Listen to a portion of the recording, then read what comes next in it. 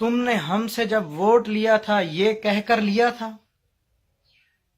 اس وقت تم نے جھوٹ بول کے ہم سے ووٹ لیا؟ خدا کی قسم میں خود 1,00,000 روپیہ لگا کر پاکستان آیا تھا صرف ووٹ ڈالنے کے لیے، صرف کس لیے؟ ہم تنگ آ گئے تھے، ہم تنگ آ گئے تھے یہ سن سن کے کہ ملک کے پاس، ملک کا خزانہ خالی ہے، ملک کے پاس کچھ نہیں ہے، یہ بھی بک گیا، وہ بھی چلا گیا، سب کھا گئے۔ ہم ان سے تنگ آ گئے تھے، ہم تبدیلی چاہتے تھے۔ آپ نے تبدیلی کا نعرہ لگایا تھا۔ پرائم منسٹر صاحب یہ کون سی تبدیلی ہے سر؟ 20% ڈیوٹی، اوورسیز پاکستانیز کے اوپر 20% ڈیوٹی، 26,000 کے موبائل پہ 10,000 ادھر ایئرپورٹ پہ وصول کیا جا رہا ہے سر۔ کس وجہ سے؟ آپ کہتے ہیں کہ ملکی خزانہ خالی ہے، ملکی خزانہ خالی ہے، اسی طرح سیلری لے رہے ہیں، امیر لوگ امیر تر ہوتے جا رہے ہیں۔ کوئی ایک پرائم منسٹر صاحب، کوئی ایک حکومتی بندہ، ایم پی اے، ایم این اے، جو صرف 50,000 سیلری لے رہا ہو، صرف 50,000، ہمارے ووٹوں سے آگے آنے والے 50,000 سیلری کوئی ایک بندہ لے رہا ہو وہ دکھاؤ۔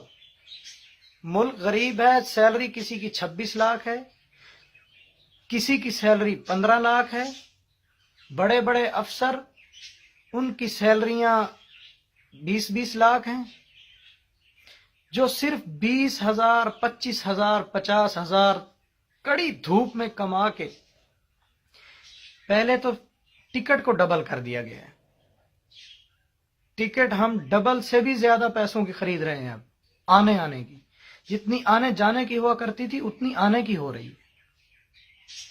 دوسرا، آپ نے ہم پہ یہ موبائل کی 20% ڈیوٹی کا یہ حکم لاد دیا ہے آپ نے ہم پہ۔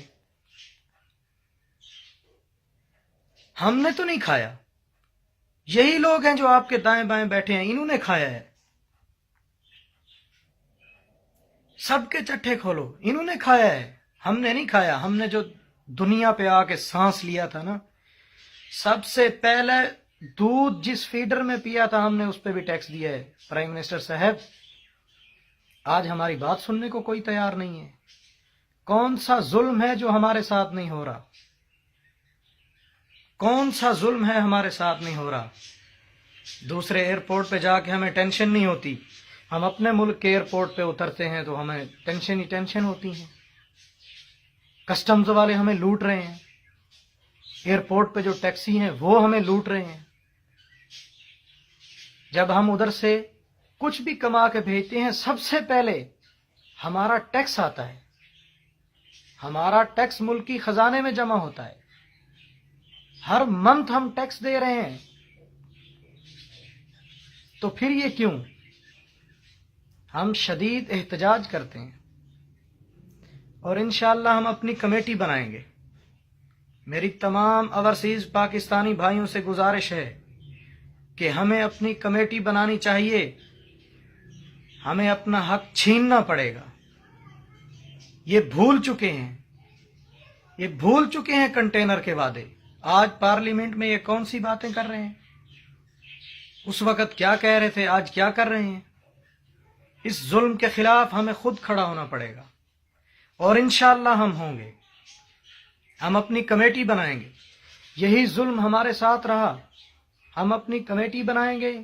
میرے کوئی اوورسیز بھائی پاکستانی اپنا پیسہ ادھر نہ رکھے، پاکستان نہ بھیجے، اپنے اکاؤنٹ میں ادھر ہی رکھو۔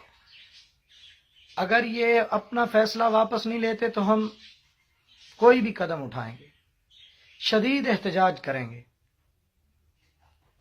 انشاءاللہ ہم جلد کمیٹی بنائیں گے، ہم اپنے فیصلے خود کریں گے، کسی کو حق نہیں ہے ہم پہ فیصلے لادنے کا۔ ہم تنگ آ چکے